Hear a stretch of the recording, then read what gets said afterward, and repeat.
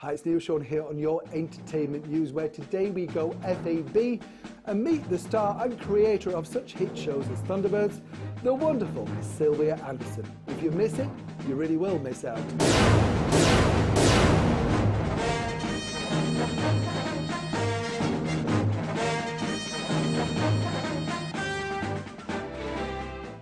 Sylvia, a complete thrill to meet you.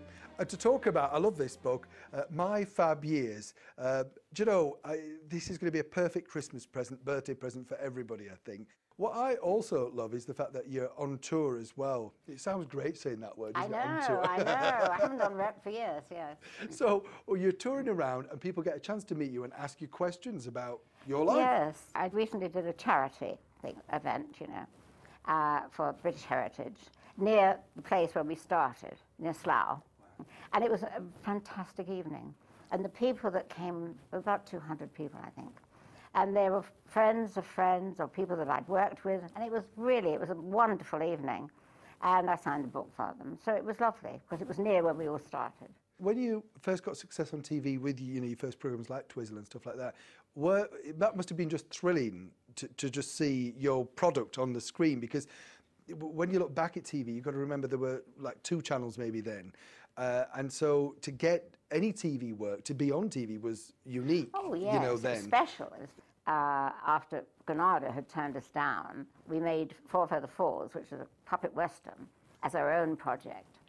And we were very naive. We hadn't realized that because it's a children's show, they wouldn't want loads and loads of them. They could keep repeating them. Oh.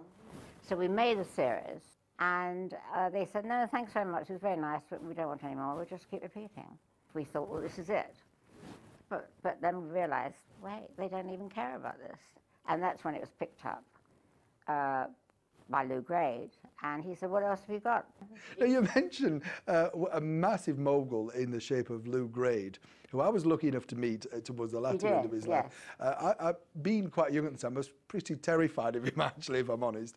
But he was everything that embodied success. Yes, you know, the cigar, the desk, everything. Absolutely. You know? Were you both a bit nervous when you sort of said, do you want to watch this, Mr. Grade? Well, the thing is, with Lou, he never read a script at all.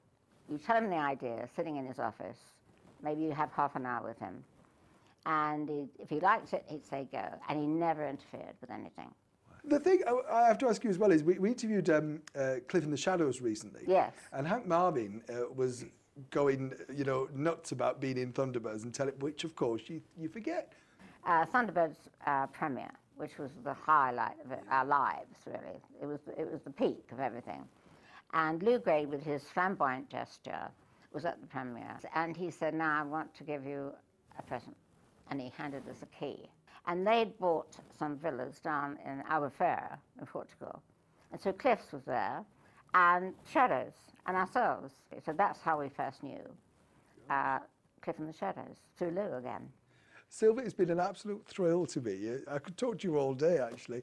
Good luck with the tour. Thank you. We are going to love you. I'll see you there. All right. And, of course, thank you so much for FAB. It really has been fun. FAB.